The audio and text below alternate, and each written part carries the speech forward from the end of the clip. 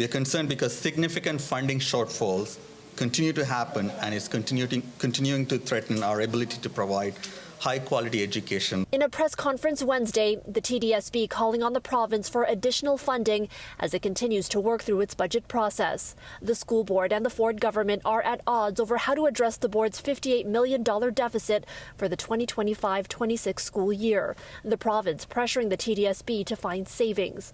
A report presented to the school board's budget committee last week outlined a range of potential money-saving measures, including closing pools that the board doesn't lease out and cutting the itinerant music program, which teaches specialized music skills above what's required and currently employs about 74 instructors. They should not do it on the backs of students. They should not do it by firing teachers, and they should not do it by closing down pools.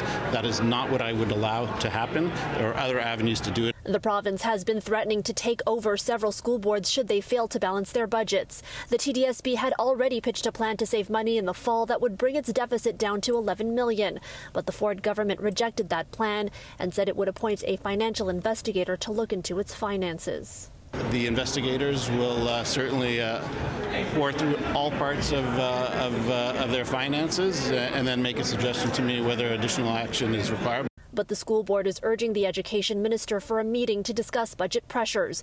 It estimates that there is a $1,500 shortfall in per-student funding, amounting to more than $300 million each school year. It's also asking for the moratorium on school closures to end so it can close underutilized schools, saying it's spending money to maintain and operate older buildings that are no longer in a state of good repair. And it continues to pay millions in increased statutory benefits and salaries for teachers and ECEs. The actual pay that we give our staff, CPPEI, that is $70 million. Let me remind you, our deficit is $58 million.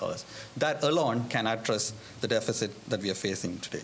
Trustees have welcomed the province's investigator, who has until the end of the month to come back to the minister with a report. In the meantime, the education minister confirming he will oblige the board's request for a meeting. The budget committee will hold a special meeting on May 15th. No final decisions are expected to be made on the budget until the end of June.